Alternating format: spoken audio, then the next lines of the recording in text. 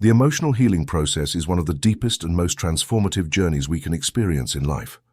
However, it is often accompanied by pain, confusion, and resistance. Why, if healing is so vital, must it be so challenging? In this video, we explore Carl Jung's perspective on emotional healing, who believed that confronting our deepest wounds is an essential part of achieving individuation and reaching greater well-being. Through his approach, we will understand how emotional pain is not only a natural response to our past experiences, but also a powerful tool for our inner transformation. Join me as we uncover why the healing process can be painful, but at the same time, absolutely necessary to find the peace and fulfillment we all seek. The shadow represents those aspects of our personality that we have repressed or denied because they do not fit the image we wish to project. These may be desires, fears, impulses, or even talents that, when rejected, become invisible forces that shape our behavior unconsciously. Jung argued that one does not attain enlightenment by imagining figures of light, but by making the darkness conscious. This principle is key to understanding the impact of the shadow on our emotional life. The effect of the shadow is like an underground current. It influences our decisions, relationships, and reactions without us realizing it. For example, someone whose shadow includes repressed feelings of inferiority may behave arrogantly. Trying to make the shadow conscious is a challenging process. It takes courage to look at what we have avoided and to recognize that it is part of us. This confrontation can be painful because it involves admitting our internal contradictions, such as accepting that we can be both loving and cruel, both generous and selfish. This contrast can generate guilt or shame, but Jung teaches us that integrating the shadow does not mean justifying our actions, but understanding where they come from. The integration of the shadow does not happen overnight. It is a work that requires time and patience. A first step could be observing our intense emotional reactions. For example, if someone irritates us deeply for no clear reason, it could be a projection of our shadow. What we reject in that person is actually something that also exists in us. Reflecting on these reactions is key to their power. The result of this process is greater inner freedom. By accepting and integrating our shadow, we reclaim parts of our psychic energy that were previously trapped in internal conflicts. This process makes us more whole and capable of living authentically, as we no longer need to hide fundamental aspects of our personality. Individuation, one of Jung's central concepts, is the process by which we become who we truly are. It is not about achieving perfection, but about achieving wholeness by integrating all parts of our psyche. The conscious, the unconscious, the light, and the dark. It is a deeply personal journey that requires exploring and reconciling the most diverse aspects of our identity. This path often begins with an internal crisis, which usually arises when the external structures that supported our identity collapse. It could be a breakup, a job loss, or an unexpected change that forces us to question who we are and what we truly want. These crises are the starting point of individuation because they shake us out of inertia and push us to seek answers within. The process of individuation does not follow a straight line. Rather, it is a labyrinth full of challenges and discoveries. Along the way, we encounter symbols and archetypes that represent different aspects of ourselves. One of the most important of these is the self, which Jung describes as the organizing center of our personality. The self guides us toward integration, but to reach it, we must confront our shadows, let go of old beliefs, and embrace the uncertainty of change. A key aspect of individuation is learning to balance internal opposites. Jung compared this to the alchemical union of the sun and the moon, symbols of the masculine and feminine energies that we all carry within. This balance allows us to embrace our duality without feeling divided. For example, a person who has always been extremely rational may discover the need to connect with their intuition, while someone emotionally reactive may develop greater objectivity and self-control. At the end of the process, an ideal self does not emerge, but a more authentic and aware individual does. This new state is not free of conflicts, but there is now a renewed capacity to handle them without fleeing or projecting them onto others. Individuation is a continuous journey that has no final destination, but each step on the way brings us closer to a fuller and more meaningful life. One of Jung's most influential concepts is that of complexes, which he described as emotional energy centers filled with meaning that form from past experiences, especially those that are traumatic or emotionally intense. Although we are not always conscious of them, complexes act as filters that distort our perception of reality and shape our emotional and behavioral responses. For example, someone with an abandonment complex might interpret even a small disagreement as a threat of rejection, reacting disproportionately. Complexes are a natural part of the psyche, but they become a problem when they take control of our consciousness. At these times, it is as if we lose control over our actions, saying or doing things we do not fully understand later. Jung called these moments temporary possessions by the complex. Practically speaking, this means that when a complex is activated, it can trigger automatic reactions that are not aligned with our conscious values or desires. Dissolving a complex begins with awareness, meaning we must learn to identify when a complex is activated and how it affects our emotions, thoughts, and behaviors. This process can be painful, as it often involves reliving emotions or memories we would rather avoid. For example, when working with a therapist, we might discover that our constant need for approval has roots in a childhood where affection was conditional. Recognizing this connection can bring sadness, anger, or shame, but it also provides us with the opportunity to heal. One of the most effective tools for addressing complexes is dream analysis. According to Jung, dreams are messages from the unconscious that help us understand the internal dynamics influencing our daily lives. Through symbols and metaphors, dreams can reveal the nature of our complexes and offer clues about how to work with them. For example, repeatedly dreaming of an authoritative figure may be a sign of a complex related to authority or control, possibly linked to experiences with parental figures during childhood. The integration of a complex does not mean it disappears entirely, but rather that it loses its power to dominate our consciousness. Over time, we can learn to respond more consciously and balanced when these patterns are activated. This not only improves our relationship with ourselves, but also with others, as we stop projecting our unresolved wounds onto those around us. An example of this work is the case of someone with an inferiority complex who constantly seeks external validation. As this person begins to explore the roots of their complex, they may discover it stems from years of criticism or unfavorable comparisons during childhood. By consciously working to recognize their own worth, this person can begin to free themselves from the cycle of seeking external approval, cultivating a more solid and authentic sense of self-esteem. Working with complexes is a continuous process, but each small step contributes to a greater sense of autonomy and emotional freedom. By releasing the energy trapped in these patterns, we regain the ability to live more consciously and fully, leaving behind the automatic reactions that kept us stuck in the past. Thus, the pain that arises when confronting our complexes becomes the necessary price to achieve lasting transformation. For Carl Jung, dreams are not merely random products of the brain, but deep messages from the unconscious that offer clues about our emotional state, internal struggles, and deepest aspirations. During the process of emotional healing, dreams can act as guides, revealing aspects of ourselves that remain hidden in waking life. They use a symbolic language that may seem enigmatic but is filled with personal meaning. For example, dreaming of an animal may symbolize repressed instincts, while dreaming of a journey could reflect our desire for change or transformation. Jung emphasized that dreams should not be interpreted literally or through generalized dream dictionaries, but through an analysis that takes into account the personal context of the dreamer and their current emotional situation. One fascinating aspect of dreams is their ability to confront us with our shadows. Imagine someone who repeatedly dreams of a thief breaking into their house. This thief may symbolize a repressed part of the personality attempting to integrate into the conscious psyche. Although the dream may seem disturbing, its purpose is positive, to push the dreamer to confront what they have avoided.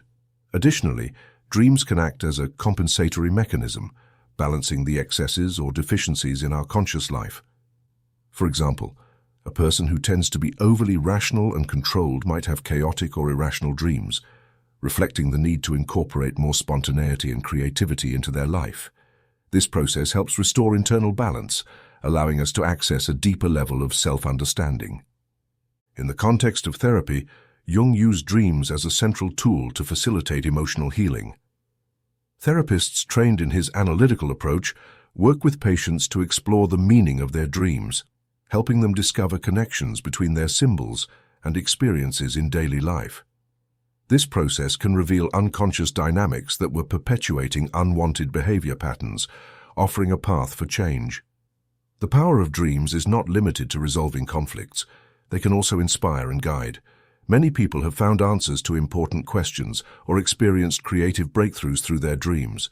Jung himself attributed some of his greatest discoveries to messages received in dreams, demonstrating their potential as a source of inner wisdom. Exploring and working with dreams is not always easy, as it requires a willingness to face uncomfortable truths and abandon simplistic interpretations. However, this effort is worth it, as it connects us with our intuition and helps us navigate the path of emotional healing with greater clarity and purpose. As Jung said, dreams are letters. The unconscious writes to the conscious mind, and learning to read them can profoundly transform our lives. Carl Jung viewed the process of emotional healing as an alchemical work, an internal transformation so profound that it could be compared to the ancient goal of alchemists to turn lead into gold. But instead of working with metals, the alchemy Jung speaks of takes place in the psyche. This journey, which he called the opus magnum, involves transforming suffering, wounds, and internal conflicts into wisdom, balance, and self-understanding. In classical alchemy, the process is divided into symbolic stages that Jung used to describe psychological changes. The first stage, known as nigredo, represents the darkness and initial chaos we encounter when facing our shadows and repressed emotions. It is the moment when everything familiar seems to crumble and we feel lost. This state can be deeply painful, as it demands confronting what we have denied for years, our insecurities, fears, and unresolved desires. Despite its intensity, nigredo is a necessary stage. It is a process of dissolution that clears out outdated psychic structures, making room for something new. Jung explained that this phase may feel like an existential crisis, but is essential for transformation. Emotionally, we may experience it as sadness, anxiety, or even a sense of emptiness. But this emptiness is not the end. It is the prelude to a new life. After nigredo comes albedo, a stage of purification. Here we begin to integrate what we have learned about ourselves. Purification does not mean eliminating our shadows, but accepting them as legitimate parts of our psyche. For example, a person who has confronted their tendency to avoid conflict may begin to express their needs more clearly, developing a new sense of balance in their relationships. The next stage, citrinitas, represents illumination. It is the moment when our consciousness expands and we begin to see ourselves and the world with greater clarity. This phase brings with it a deeper understanding of our identity and purpose. Lessons that once seemed painful now transform into tools for living more authentically. Finally, we reach rubedo, the stage of culmination. At this point, the internal work gives way to tangible transformation. We have integrated our shadows, embraced our contradictions, and discovered a renewed sense of wholeness. This state is not permanent, as life remains a continuous cycle of challenges and learnings, but it marks a milestone in our emotional development.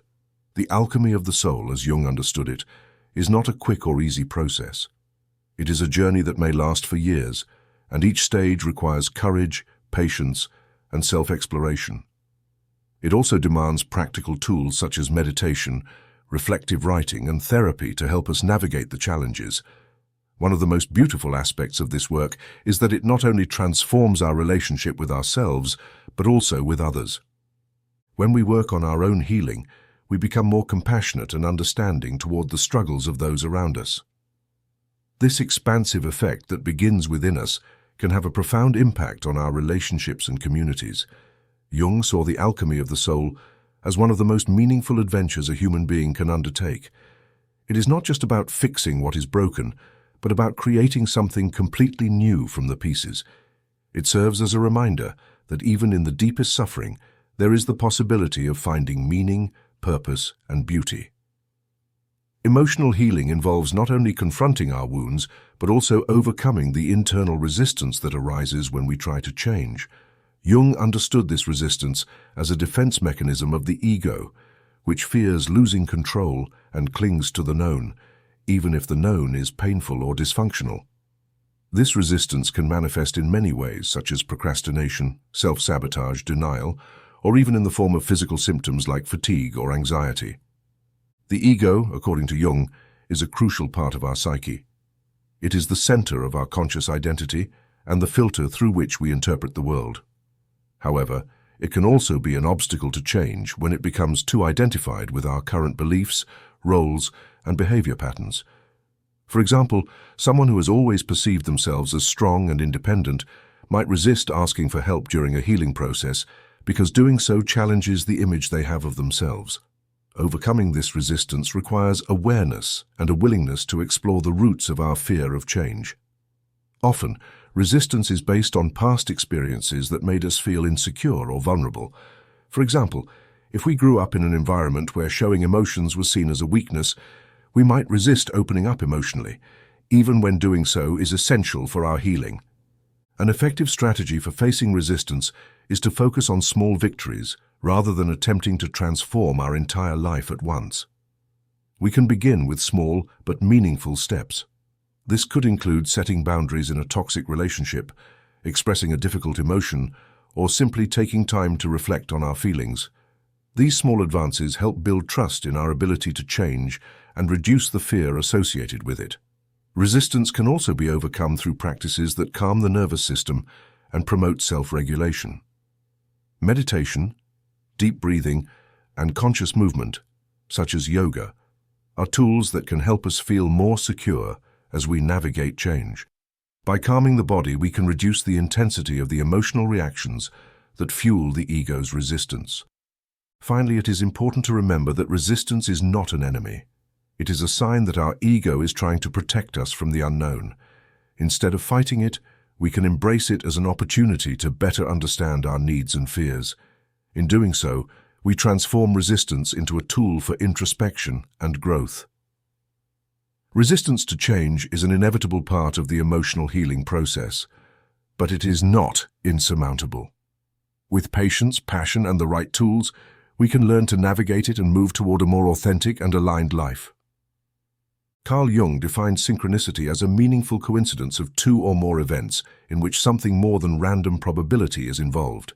This revolutionary idea challenges the traditional concept of cause and effect, suggesting that external events may be connected to our inner psyche in a symbolic way, offering us guidance and meaning during moments of transformation.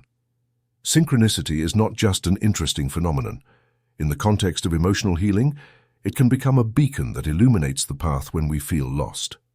Synchronicity often occurs during periods of change or crisis, when our psyche is undergoing restructuring. For example, someone facing grief after the loss of a loved one might experience a series of coincidences that remind them of the deceased, finding a special song on the radio, noticing an object that belonged to the departed in an unexpected place, or even having a meaningful dream. These experiences, though seemingly random, often have a deep emotional impact, as if the universe itself is responding to our inner needs. Jung observed that synchronicities intensify during therapeutic processes or periods of deep introspection. This does not mean they are caused by the inner work, but that they reflect the connection between the individual unconscious and the collective unconscious. By exploring these coincidences, the individual can gain a deeper understanding of their own conflicts, motivations, and desires. A famous example Jung shared from his clinical practice involved a patient who repeatedly dreamed of a golden scarab. During a session, a golden-green scarab hit the window of his office, a synchronicity that marked a turning point in the treatment, helping the patient overcome their resistance to change. Synchronicity not only helps us process difficult emotions, but also invites us to trust our intuition and open ourselves to new possibilities. For example, someone struggling with an important decision might experience a series of seemingly fortuitous events that seem to tip the balance in a specific direction. These signs can serve as symbolic confirmations of what our unconscious already knows, but what our conscious mind is still reluctant to accept. While synchronicity may seem magical or mystical, Jung insisted that it is not supernatural. Rather, it is an expression of the profound interconnectedness between our psyche and the world around us. This concept encourages us to see emotional suffering not as an isolated phenomenon, but as part of a broader system of transformation and meaning. Consciously working with synchronicity involves being alert to the patterns and signs that appear in our daily lives. Keeping a journal of coincidences can be helpful for identifying recurring themes and symbolic connections. This practice not only helps us recognize synchronicity, but also fosters an attitude of openness to the mystery and complexity of our human experience. It is important to remember that synchronicity is not a magical solution to our problems. It does not eliminate pain or resolve conflicts on its own, but it can provide us with a sense of direction and purpose amid confusion. By paying attention to these meaningful coincidences, we connect with a deeper part of ourselves and allow ourselves to trust the healing process, even when it seems uncertain. Ultimately, synchronicity is an invitation to see life as a constant dialogue between our inner and outer worlds. Rather than feeling like victims of circumstance, we can begin to see ourselves as active participants in a universe full of meaning. This shift in perspective not only alleviates suffering, but also inspires us to move forward with courage and curiosity, knowing that each step on our path may be guided by a greater purpose. In the process of emotional healing, the therapist is not a healer but a facilitator, creating the necessary space for the patient to explore their own inner landscapes. For Carl Jung, the therapeutic relationship was sacred ground, a place where the meeting of two psyches could trigger profound processes of transformation. This connection was not based on a power dynamic, but on mutual collaboration, where the therapist acts as a guide, companion, and mirror. One of the central tools in the therapeutic relationship is the phenomenon of transference, where the patient projects emotions, experiences, and expectations onto the therapist. While this may seem like an obstacle, Jung saw transference as an opportunity to work directly with the patient's unconscious patterns. For example, a patient who tends to idealize authority figures might project those expectations onto their therapist, revealing dynamics that need to be explored and understood. The therapist also plays a crucial role in helping the patient interpret the messages from the unconscious, especially through dream analysis. Dreams, as we have seen, are a privileged channel for accessing the deeper aspects of our psyche. A therapist trained in analytical psychology can help the patient decipher the symbols and metaphors present in their dreams, guiding them toward a more complete understanding of their inner conflicts. However, the true power of the therapeutic relationship lies not just in the techniques, but in the quality of the human bond that is established. Jung emphasized the importance of the therapist doing their own inner work, as any unresolved shadow in the therapist may interfere with the patient's process. A therapist who has faced their own inner struggles can offer a model of authenticity and courage, inspiring the patient to do the same. Additionally, the therapist acts as an emotional container, offering a safe space where the patient can express their fears, insecurities, and traumas without fear of judgment. This environment of acceptance is essential for the patient to feel secure enough to explore the most vulnerable parts of their being. Healing happens not because the therapist has all the answers, but because they create the environment in which the patient can find their own answers. The therapeutic relationship also has a transformative impact on the therapist. Jung believed the process was bidirectional, with both participants learning and growing through the encounter. This reinforces the idea that emotional healing is not an isolated act, but a profoundly human process that flourishes within the context of connection and empathy. Ultimately, the therapist's role is not to lead the patient to a predefined destination, but to walk alongside them while they discover their own path. This approach, which prioritizes autonomy and self-discovery, reflects the essence of Jungian psychology, the belief that every individual has within them the potential to heal and transform. The process of emotional healing culminates in what Jung described as a symbolic rebirth. This is not a superficial change, but a profound transformation in which we emerge as a more authentic version of ourselves. However, like all rebirths, it involves a prior symbolic death, the dissolution of old psychological structures, limiting beliefs, and behavioral patterns that no longer serve us. This rebirth is the fruit of the hard work of integrating our shadows, dissolving complexes, and listening to the messages of our unconscious. Jung saw rebirth as an archetypal process found in the myths, religions, and spiritual traditions around the world. Stories like that of the phoenix rising from its ashes, or tribal initiations, where young people symbolize their death to be accepted as adults, are metaphors for this inner journey. These narratives reflect the universality of rebirth as an inherent aspect of the human experience. In the context of emotional healing, this process involves a similar transformation. We leave behind an old identity to embrace a new way of being. Inner rebirth does not happen suddenly. It is the result of an accumulative process in which each small step contributes to a greater transformation. For example, someone struggling with feelings of worthlessness may begin to develop a sense of purpose by connecting with their creativity, or establishing more authentic relationships. Each step, no matter how small, strengthens self-confidence and paves the way for deeper change. An essential part of this process is reconciling with the past. Often we carry emotional wounds tied to past experiences that prevent us from moving forward. Rebirth requires us to face these wounds, not to erase them, but to find a place for them within our personal story. This act of acceptance is liberating. It allows us to release the weight of resentment and guilt, opening space for new experiences and learning. Another facet of rebirth is the development of a more balanced relationship with ourselves. After going through pain and facing our shadows, we emerge with a greater capacity to accept ourselves as we are. This self-awareness not only strengthens our self-esteem, but also enables us to establish healthier relationships with others. We no longer desperately seek external validation because we have learned to find it within ourselves. It is important to mention that this rebirth does not mean we will never face emotional challenges again. Life remains a continuous cycle of ups and downs, but the difference now is that we are better equipped to handle these experiences. We have developed emotional resilience that allows us to adapt to change and find meaning even in difficulties. Jung saw this state of fulfillment as a return to the self, the core of our psyche.